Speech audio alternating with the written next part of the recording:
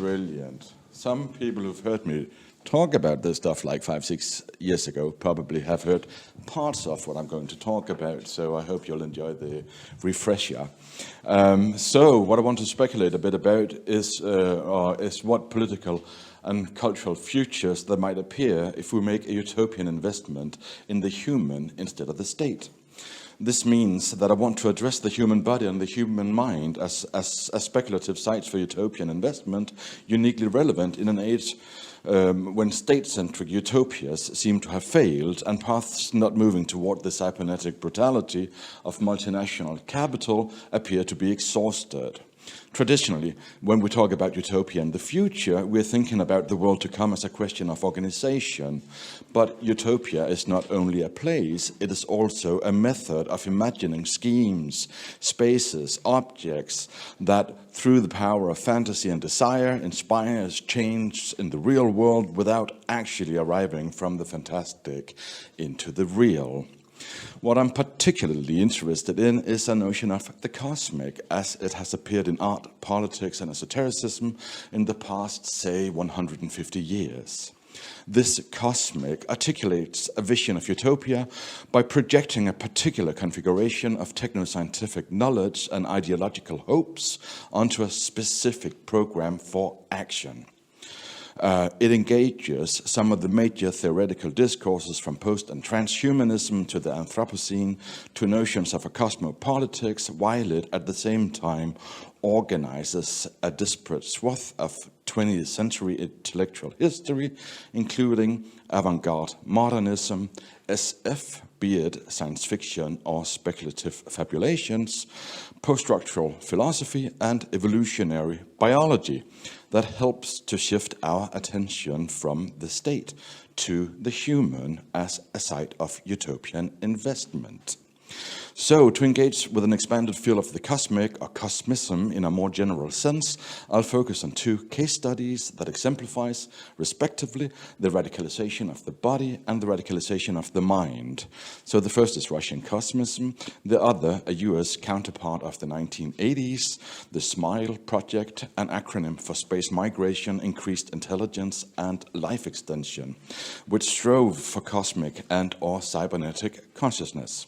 Shared between the two is a vision of a coming cosmic post-humanity, or more simply put, a new type or species of humanity created by various inner and outer technologies. Also shared is a belief in that humanity's path of evolution goes from the mammalian towards immortality or becoming more godlike.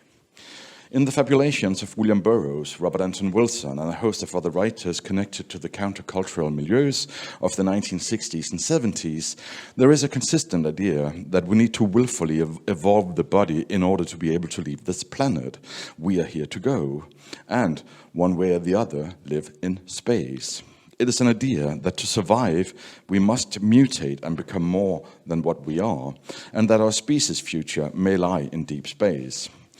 Actually, I can see I have a bit of an older manuscript than the last one printed. But anyhow, this idea can be tracked back to at least the occult revival of the mid-19th century and is closely connected to the themes and ideas of Russian Cosmism.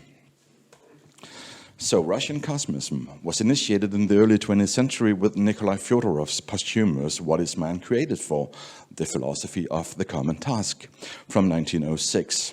It is a kind of esoteric futurism, an avant-garde thinking in the borderland between art, mysticism, politics, and science, based on this idea about active evolution.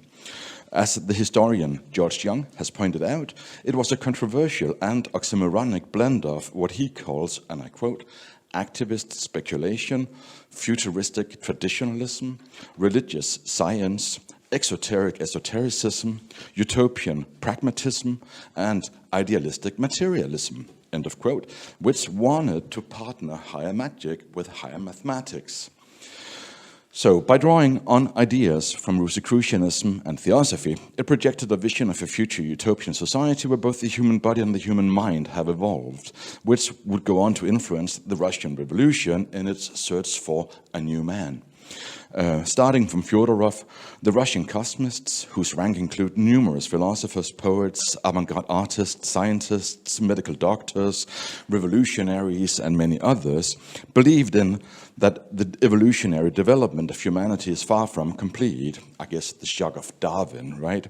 So the common task would involve a total reorganization of social relations, productive forces, economy, and politics for one single goal, that of achieving physical immortality and material resurrection, so all humans that had ever lived would live again, here and now in the present, and not in some transcendent beyond, but resurrected through advanced science and technology from what Fyodorov called ancestral dust. So the cosmists, they wanted to rebel against death. They thought that if a solution to the problem of death can be found, then solutions to all other problems will follow. Since the capacity of Earth wouldn't be able to sustain this immortal and resurrected population, they advocated the development of space travel and the colonization of other planets. In order to survive in space, they proposed a metabolic reconstruction of the biological body in such a way that it can regenerate limbs and organs. It could also live on photosynthesis. Frederick Pohl wrote this, what's it called, Man Plus, which is actually sort of feeding straight into some of these ideas. And they could exist without energy and derive energy directly from the sun, like plants do, also become androgynous in the sense that the need for distinct genders and social reproduction would end once immortality and the resurrection of all previous generations become possible. No need to reproduce, right?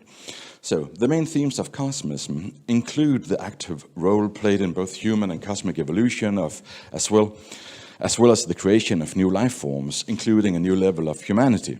It also included serious scientific research into matters long considered subjects fit only for science fiction and occult literature, as well as the emergence in our biosphere of a new sphere of human thought called the noosphere, and other far-reaching projects. The insistence on transforming the given world is an example of an eschatological historiography that links Cosmism of the 19th and 20th century to the age-old practice of magic and alchemy. One of the so-called biocosmist thinkers was Vladimir Vernadsky, who developed the theory that the biosphere, or living matter, is evolving into a noosphere, which is thinking matter. So from matter to spirit, basically. According to Vernadsky, the noosphere would be the first time mankind becomes a major geological force and is thus sort of a positive view on the Anthropocene. As inhabitants first and foremost of the planet, human beings owe allegiance to the biosphere more than to any nation, ethnic entity, economic class, or system, which makes a lot of the cosmist thinking relevant today, since it was built upon a notion of kinship or companionship, or to put it in other terms, that we put Earth first instead of the needs of humankind. This also emphasizes the close relation between cosmic futurism and medieval nature mysticism, which I'll just flag for you here without going further into that kind of thing. That again, it's a product of that oxymoronic nature of Cosmism, right? That it's futuristic medievalism. So, like Fyodorov, Vernadsky was convinced that one of the steps in man's eventual evolution would take him through a stage where the depletion of resources in the biosphere will not permit humanity to continue to live as it now lives, and that at some point in the future, humanity will have to change itself radically or perish in a much degraded biosphere. The solution is through a science much advanced over today's, involving the ability to alter the physical and chemical makeup of the human constitution, so that humans, for example, can subsist on photosynthesis, yada yada. The Cosmists followed Fyodorov's teaching that knowledge must be active, whether it be spiritual or scientific. They subscribed to a sense of wholeness, a view that man and the cosmos are interrelated, that the individual and the community complete and fulfill each other, that life is in one way or another present throughout the cosmos, that whether called God or ether or some other term, a supreme source and support of life and energy is present throughout the cosmos, and if it isn't, then one of humanity's tasks are to design it, which points to the God-building aspects of Cosmism. Even the gods can be resurrected.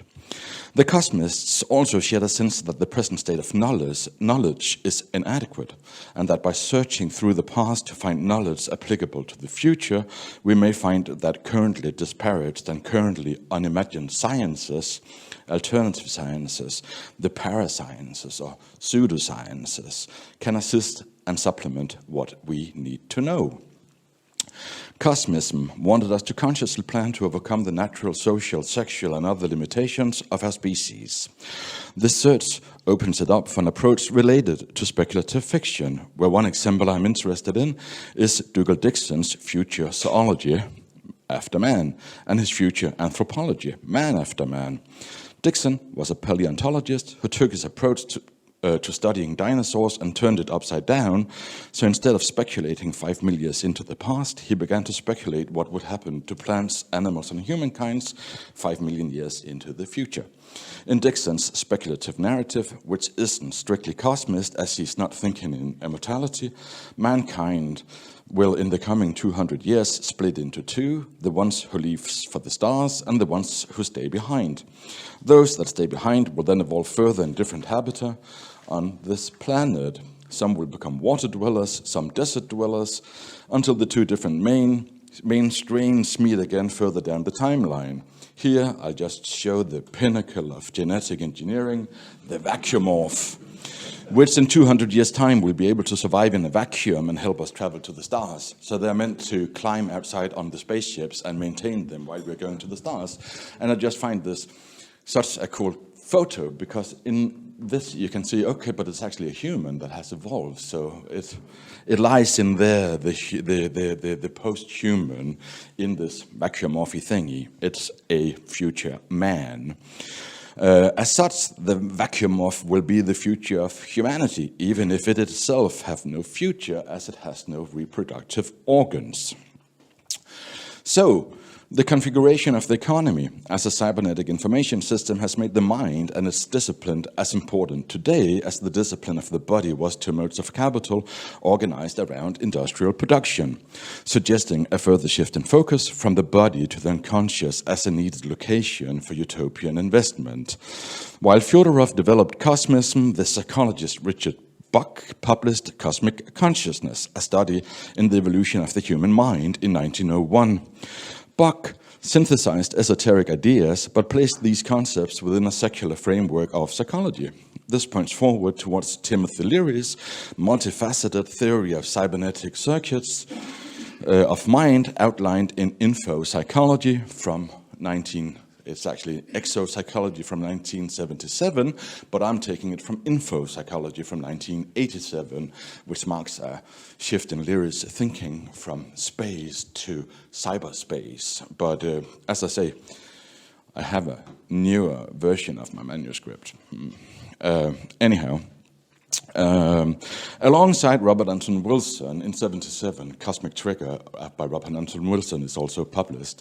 So alongside him, Leary used his theory to develop the SMI² project. SMI² wanted to show that reality is mutable and that the future can be created through new reality tunnels that'll hack our brains.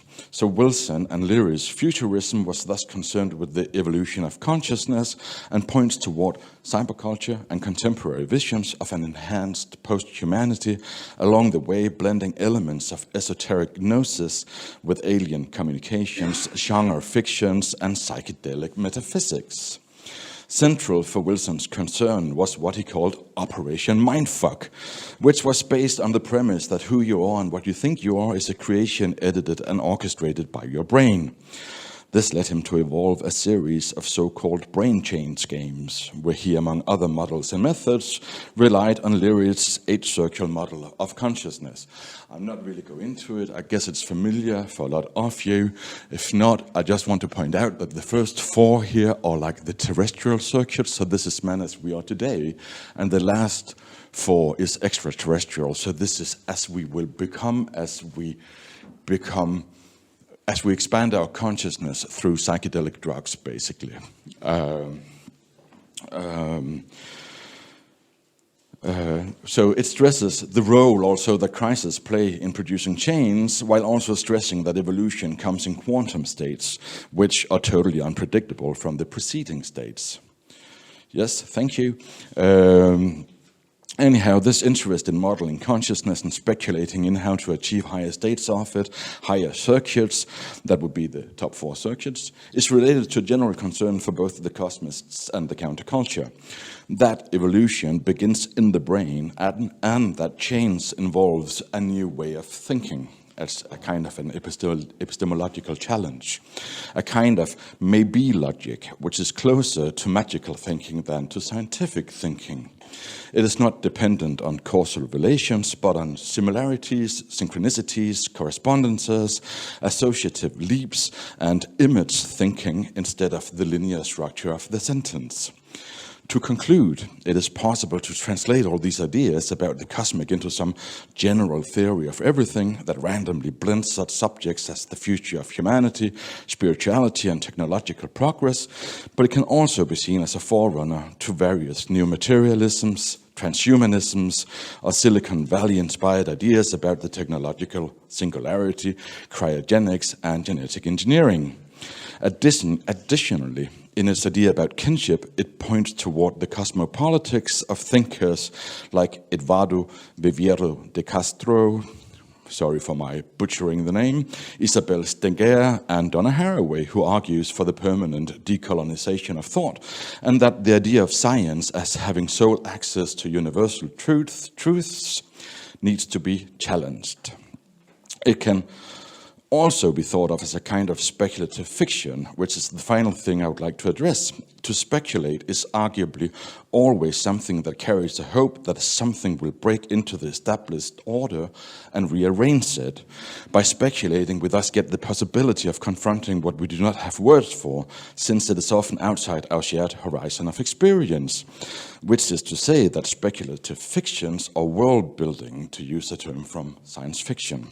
They create another world for us to speculate through various scenarios, looking for other ways to rig the world. In a way, world building is a way of saying that the most effective way of treating the world today, or the role of humanity in it, is to assume that everything is a complete fiction, and that empowerment is about gaining the opportunity to rewrite the script or actively produce new meaning. The philosophy of the common task call to redistribute vital forces resembles what Foucault famously called biopolitics. Myth and fictions, the stories we make to create meaning of the world, are one of the ways we are being biopolitically controlled, but at the same time this terrain is one of the places where it is possible to formulate alternatives and resist the dominant tale by cultural means. Both Cosmism and SMI² strive to be new, complete philosophical systems, and with this notion of world building in mind, instead of a proper conclusion, I just want to share Timothy Leary's declaration from the mid-1970s that to create a complete system, one needs a cosmology, a political theory, an epistemology, an ethics, an aesthetics, an ontology, a teleology, an eschatology. So, I don't want to go and explain them. You can kind of see that. I'm short of time, I'm sure, so I'll just finish up by saying that our contemporary political and ecological situations seems to be desperately calling for new stories to navigate by, where the discoveries of multiple pasts open up for thinking about multiple futures again. And with that, I would just like to give the final word to Robert Anton Wilson, who was fond of declaring that the future exists first in imagination, then in will, and then in reality. Thank you.